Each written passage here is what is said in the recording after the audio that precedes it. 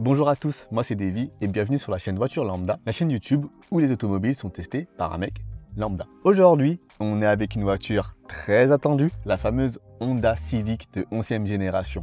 Et Dieu sait que j'ai bataillé pour avoir cette voiture à vous présenter aujourd'hui. Cette voiture, je l'ai récupérée un an, jour pour jour, après la toute première vidéo postée sur cette chaîne. Un joli symbole. Mais bon, comme d'habitude, je raconte pas trop ma vie. On va pouvoir tester cette voiture, enfin, et j'espère que vous allez apprécier. Sans plus attendre, on est parti. Intro.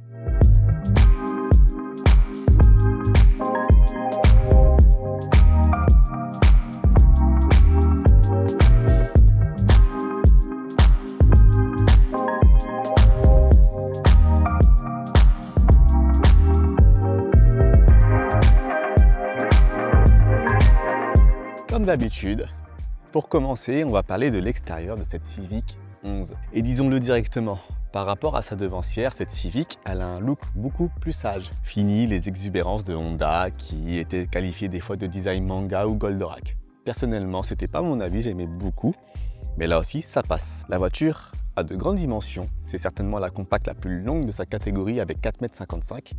C'est la même taille que ma Lexus IS 250 qui dort dans mon garage et qui fait partie de la catégorie supérieure. Donc on est vraiment sur une voiture qui est très longue. Et au niveau de la face avant, on est sur le niveau intermédiaire de finition qui est la finition sport. Donc on va avoir quelques inserts avec notamment ces jupes à l'avant et les jupes latérales sur le profil, ainsi que l'aileron à l'arrière, mais j'y reviendrai. Le logo Honda qui va se retrouver noir, tout noir, c'est assez classe. Et la calandre en nid d'abeille, pour évoquer plus de sportivité. Au niveau des optiques, elles sont full LED dès le premier niveau de finition. Elles vont être beaucoup plus fines que la précédente génération d'Honda Civic. On pourra aussi noter cette cassure qui donne une face avant très verticale, très agressive. Malgré le fait que la voiture se veut légèrement plus sage, elle est légèrement plus élégante que les précédentes générations. Et là-dessus, je pense qu'il n'y a pas de débat. Sur le profil aussi, il se passe des choses plutôt intéressantes. Moi, je vais commencer en parlant de cette nervure qui va parcourir tout le long de la voiture et surtout cette ligne de caisse qui est vraiment très rabaissée. La voiture est très basse et on a une ligne de caisse qui est d'autant plus basse, qui fait qu'à l'intérieur, on y reviendra,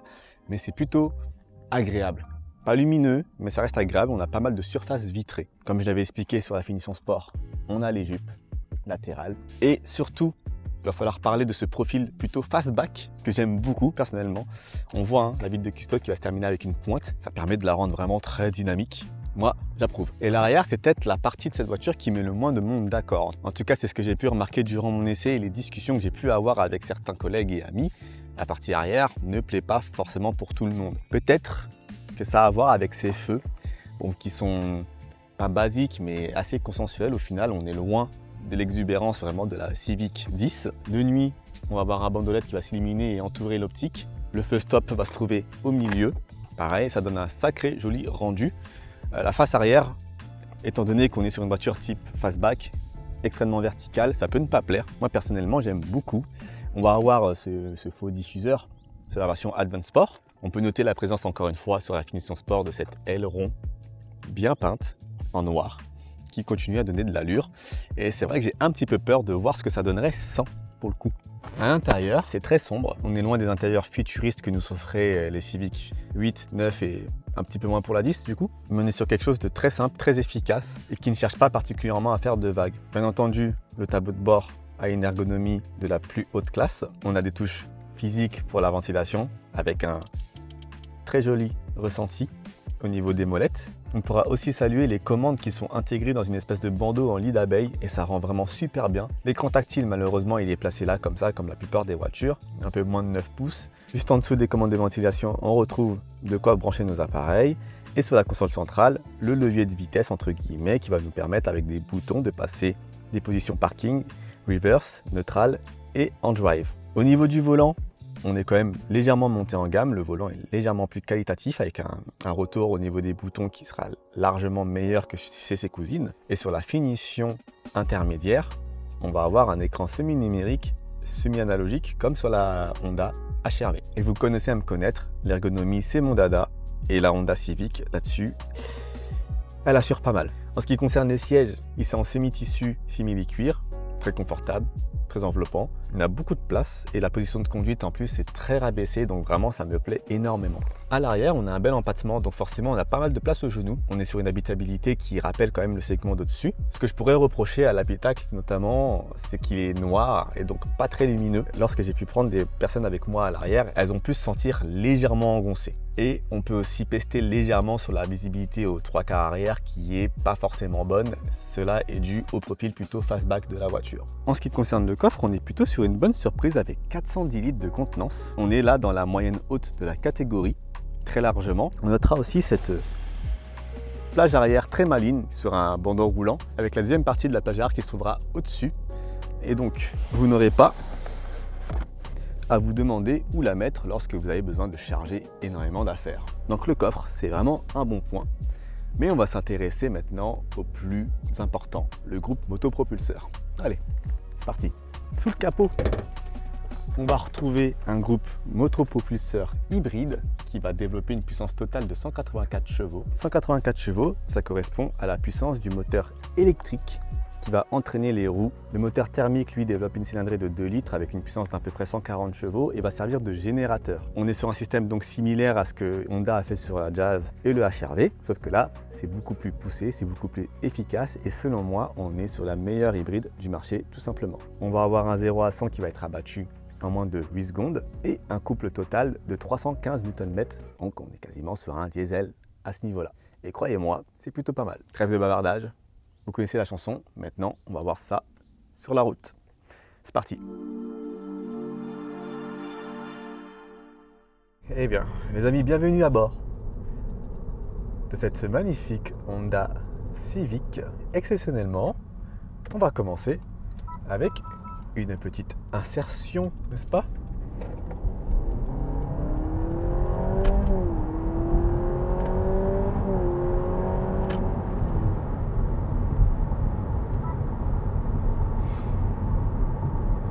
Intéressant.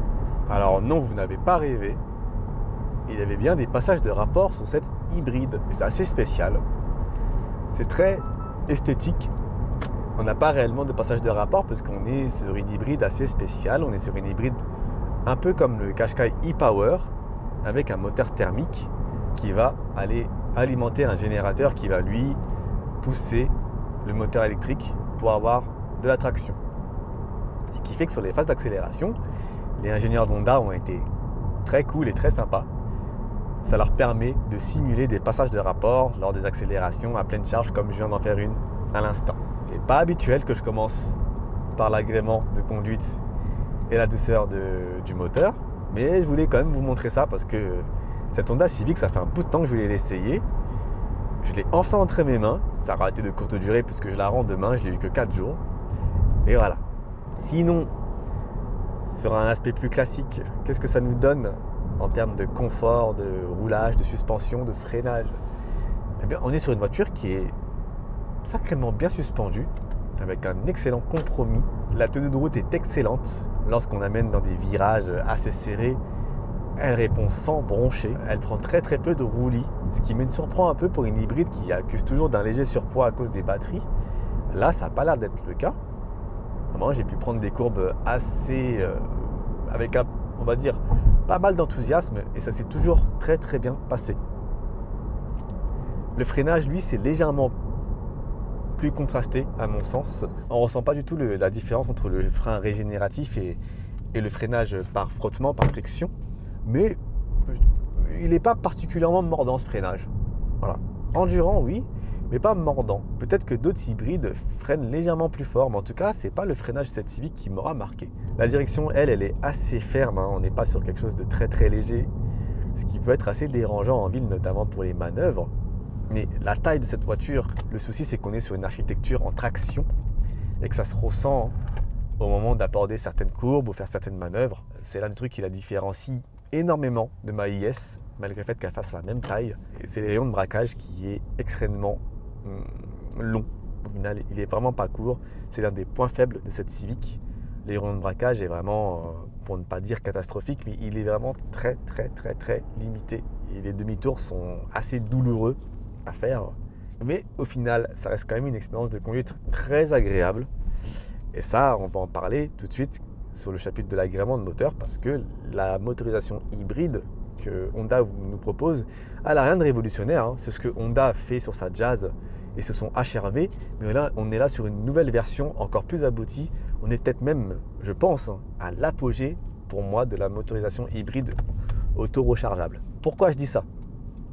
Parce que même si il me semble que les équipes marketing d'Honda ont malheureusement appelé cette transmission ICVT, il n'en est rien. On conduit une voiture électrique et on n'a pas de doute sur le fait qu'on conduit une voiture électrique tout le temps, comme chez Nissan avec sa Qashqai.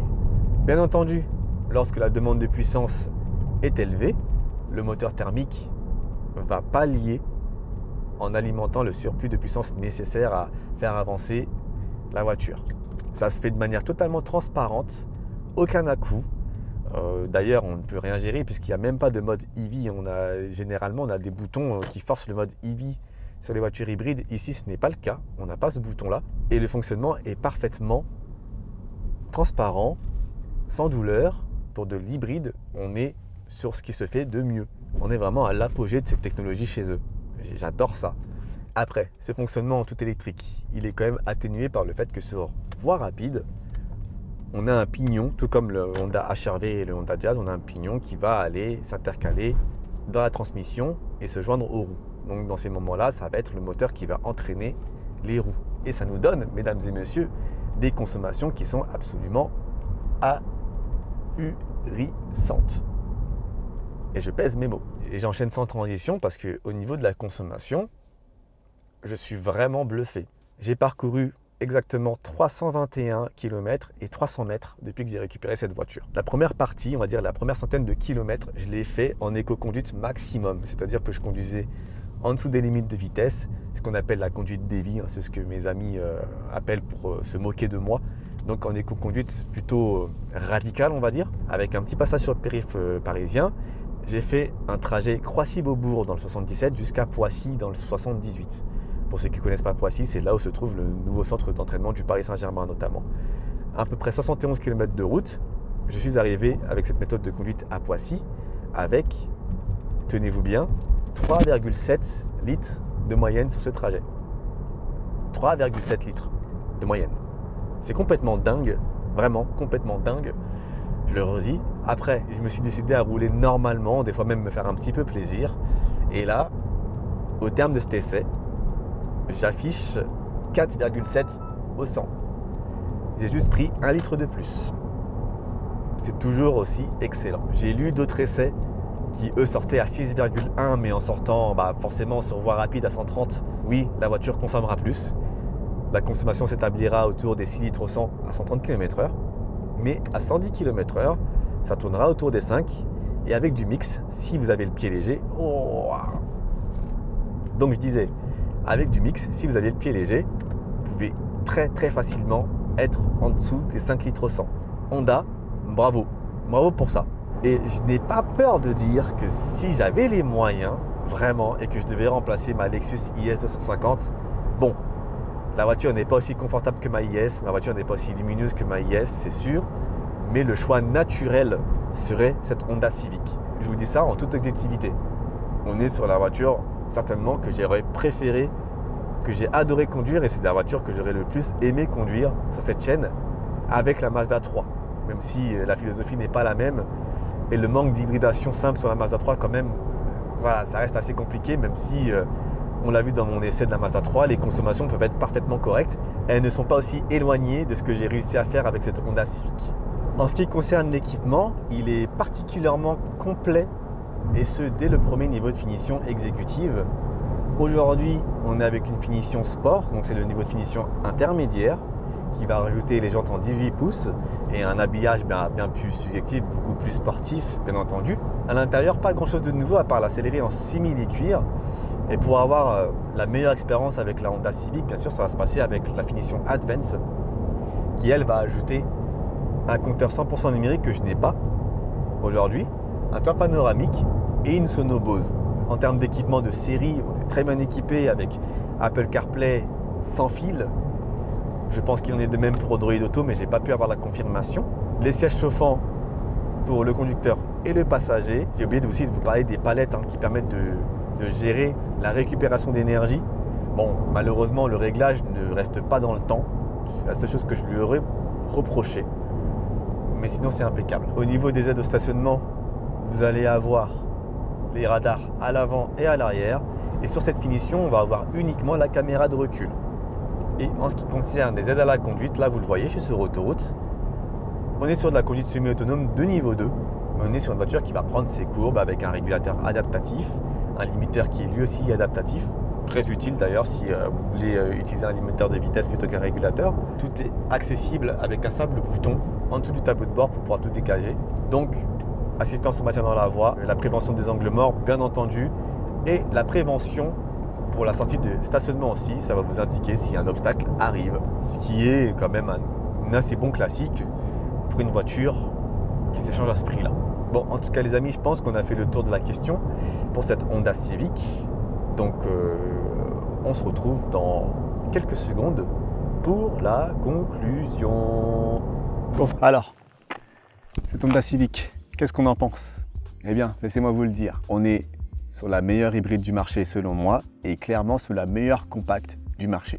Elle a tout ce qu'il lui faut, malgré sa grande taille qui pourra légèrement la pénaliser. Le tableau est quasiment sans ombre. On a une consommation quasi record sur la catégorie, qui met très très loin derrière ses concurrentes non hybrides. On a une belle habitabilité, un beau dessin et un comportement routier quasiment irréprochable qui nous permet, malgré le bloc hybride, de nous faire plaisir. Donc cette Honda, elle a tout pour elle. Et pour ma part, c'est certainement le plus gros coup de cœur que j'ai pu conduire jusqu'ici sur cette chaîne. On la voulait depuis longtemps et je peux dire que j'ai vraiment pas été déçu et que si je devais remplacer un jour ma Lexus IS 250, ce serait probablement avec celle-ci. En ce qui concerne le prix, à l'heure où je tourne cette vidéo, je n'ai pas de prix à vous annoncer. La Civic a connu quelques problèmes d'approvisionnement, vous devez le savoir. Ça va certainement augmenter par rapport à son prix d'appel d'il y a 2 ans. Elle était affichée à partir de 29 000 € en finition exécutive, mais tout augmente et le rapport qualité-prix équipement sera juste imbattable. Eh bien, on peut dire que je me suis légèrement loupé sur ce coup-là. C'est une double faute. Déjà, le prix d'appel n'était pas autour des 29 000 €, mais plutôt à 32 400 €. Et la Honda Civic est maintenant de nouveau commandable, mais elle a subi une augmentation de prix assez conséquente de presque 7 000 €, ce qui fait qu'elle se négocie aujourd'hui à partir de 39 000 € environ. L'augmentation est conséquente et à ce prix-là, il est certain que je ne vais pas vous dire de foncer là-dessus les yeux fermés. Cependant, ça reste quand même une excellente voiture. Allez, on y retourne. En tout cas les amis, c'est tout pour moi. Je suis vraiment très heureux d'avoir pu partager cet essai de cette Civic avec vous. Si ça vous a plu, n'hésitez pas à laisser comme d'habitude un pouce bleu, à vous abonner si vous êtes nouveau, bienvenue, et à aller vous abonner sur la page Instagram où je partage des behind the scenes. En attendant la prochaine, comme d'habitude, soyez prudents sur la route, et moi je vous dis peace.